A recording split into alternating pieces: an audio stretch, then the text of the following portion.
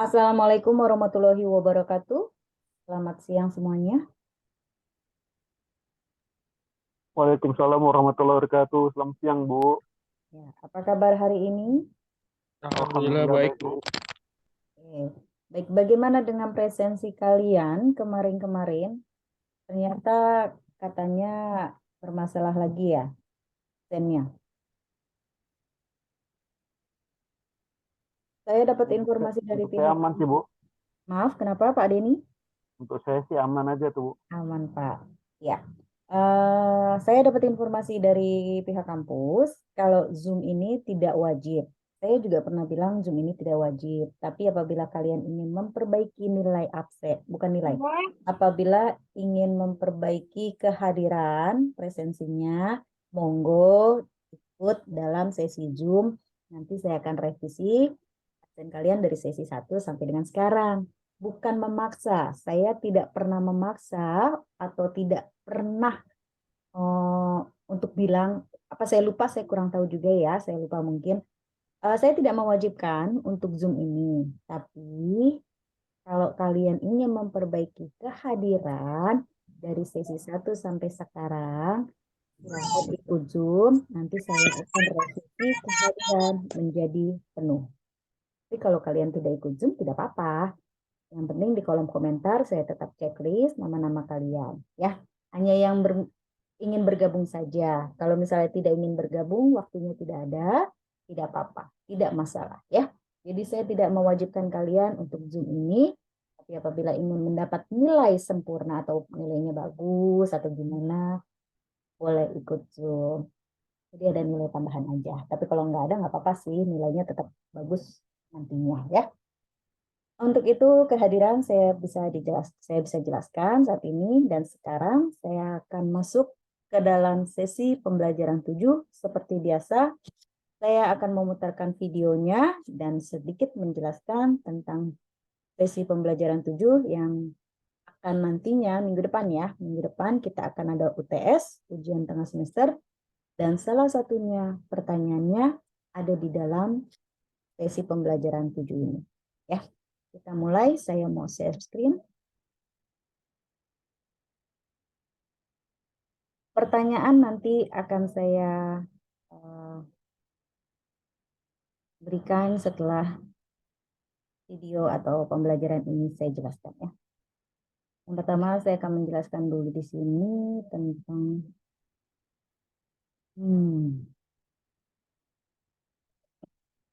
pembelajaran 7. Ada pertanyaan untuk sesi pembelajaran 7 sebelum saya mutar videonya? Di sini ada sesi 7 jenis paragraf berdasarkan urutan. Ya, ada 12 slide yang saya tahu. Dan ini 3 bagian karangan. Kalian baca dengan teliti, satu persatu slide dibuka, halaman demi halaman dibuka, dibaca perlahan atau pelan-pelan atau mau baca berkali-kali silahkan. Nanti baru saya akan putar videonya, kalian simak baik-baik videonya ya. Kalau ada pertanyaan silakan nanti setelah video. Ini juga ada paragraf isi. Apa aja sih paragraf isi? Nah, ini ada 5 poin. Kalian ingat-ingat aja ya. Lalu lanjutan contoh paragraf. Kemungkinan nanti UTS-nya itu ada berupa artikel yang kalian harus baca atau kalian membuat artikel. Misalnya mengarang atau memberikan informasi tentang kampung negara apa provinsi kalian atau wilayah kalian, negara kalian apabila kalian tinggal di luar ya. Dan nanti itu ini contoh-contoh dari paragraf isi. Seperti apa kalimatnya, bagaimana cara menulisnya. Lalu ada paragraf penutup, di mana ini ada penjelasannya secara umum. Fungsi paragraf penutup dapat disimpulkan sebagai berikut. Ada 4. Ingat-ingat apa aja. Dan nanti UTS-nya berupa pilihan ganda. Kemungkinan ada 30 soal atau lebih ya. Ini ada paragraf penutup. Baca kalian baik-baik. Seperti apa paragraf penutup itu, ada berapakah, dan jenis-jenisnya apa aja. Kali ini contoh paragraf penutup. Sekarang saya akan putarkan videonya. Simak baik-baik ya.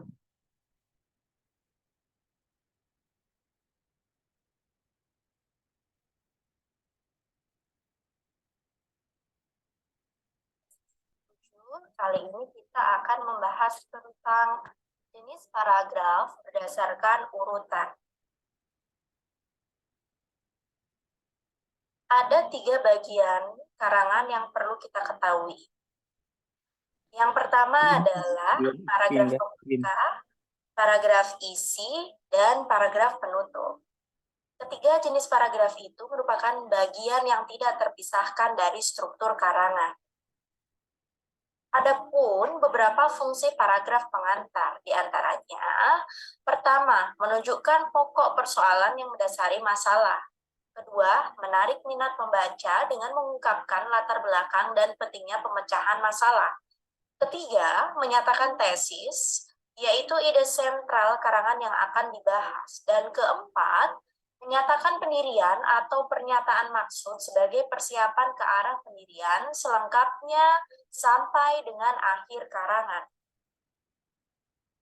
Untuk dapat menarik simpati atau perhatian pembaca, penulis dapat melakukan berbagai upaya, di antaranya, pertama, menyampaikan berita hangat, kedua, menyampaikan anekdot, ketiga, memberikan latar belakang, suasana atau karakter, keempat, memberikan contoh konkret berkenaan dengan pokok pembicaraan, kelima, mengawali karangan dengan suatu pernyataan yang tegas, keenam, menyentak pembaca dengan suatu pernyataan tajam, ketujuh, menyentak dengan perbandingan, analogi atau kesenjangan kontras, kedelapan, mengungkapkan isu-isu penting yang belum terungkap, dan kesembilan, mengungkap peristiwa yang luar biasa.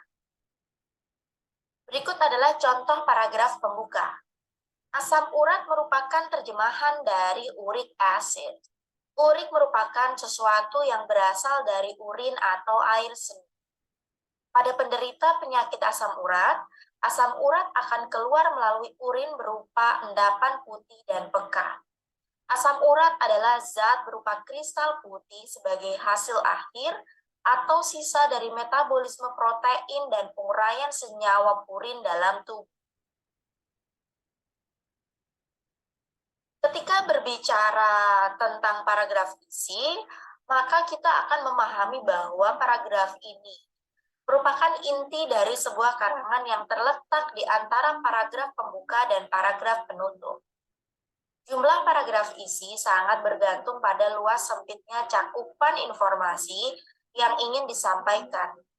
Dalam paragraf isi ini, ada paragraf yang merupakan pengembang dari pokok pikiran, ada pula yang berperan sebagai transisi atau peralihan gagasan. Paragraf pengembang ini berfungsi menguraikan, mendeskripsikan, membandingkan, menghubungkan, menjelaskan atau menerangkan pokok pikiran, dan juga menolak atau mendukung konsep yang berupa alasan, argumentasi, contoh, fakta, atau rincian. Paragraf peralihan merupakan paragraf penghubung yang terletak di antara dua paragraf utama. Paragraf yang relatif pendek ini berfungsi untuk memudahkan pikiran pembaca beralih ke gagasan lain. Berikut adalah contoh paragraf isi. Asam urat memiliki fungsi di dalam tubuh sebagai antioksidan dan bermanfaat dalam regenerasi atau peremajaan sel. Namun, asam urat tersebut harus ada dalam kadar normal. Asam urat memang secara alami terdapat dalam jumlah kecil di dalam tubuh kita sebab sel-sel yang mati melepaskan purin dalam tubuh. Purin inilah yang kemudian diproses untuk membentuk metabolisme dalam tubuh dan menghasilkan asam urat. Selain berasal dari sel-sel mati dalam tubuh kita, purin adalah salah satu jenis zat sebagai penyusun asam nuklear yang terdapat dalam setiap sel makhluk hidup, baik hewan maupun tanaman, juga dalam makanan. Dari makanan yang kita makan, secara otomatis, Saat makan, kita juga menambah kadar purin ke dalam tubuh, sebab zat purin yang ada dari makanan yang kita konsumsi tersebut berpindah ke dalam tubuh kita. Untuk lanjutan contoh paragraf, Bapak Ibu bisa membaca sesuai tampilan yang ada pada layar Bapak Ibu sekalian. Nah, kemudian kita beralih ke paragraf penutup. Secara umum, fungsi paragraf penutup adalah sebagai berikut. Pertama, menunjukkan bahwa karangan sudah selesai. Kedua, mengingatkan kembali kepada pembaca akan pentingnya pokok pembahasan. Yang ketiga, berupaya memuaskan pembaca untuk mendapatkan pandangan baru. Dan yang keempat adalah menyajikan simpulan. Untuk memberi kesan yang kuat kepada pembaca, penulis dapat menutup karangan dengan pertama, menegaskan kembali tesis atau ide pokok karangan dengan kata-kata lain. Yang kedua, meringkas atau merangkum gagasan-gagasan penting yang telah disampaikan. Ketiga, memberikan kesimpulan, saran, dan proyeksi masa depan. Keempat, memberikan pernyataan yang tegas dan kesan mendalam. Berikut adalah contoh paragraf penutup. Berdasarkan uraian di atas, dapat disimpulkan bahwa penyakit asam urat adalah penyakit akibat kelebihan asam urat dalam darah yang kemudian menumpuk dan tertimbun dalam bentuk kristal-kristal pada persendian. Kristal-kristal tersebutlah yang mengakibatkan radang dan nyeri pada sendi tersebut. Cukup sekian, Bapak Ibu. Semoga materi kali ini bermanfaat. Terima kasih, sampai jumpa.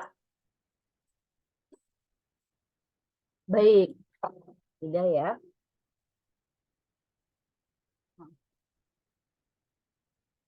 Nah, itu dia tadi penjelasan dari jenis paragraf berdasarkan urutan. Ada pertanyaan?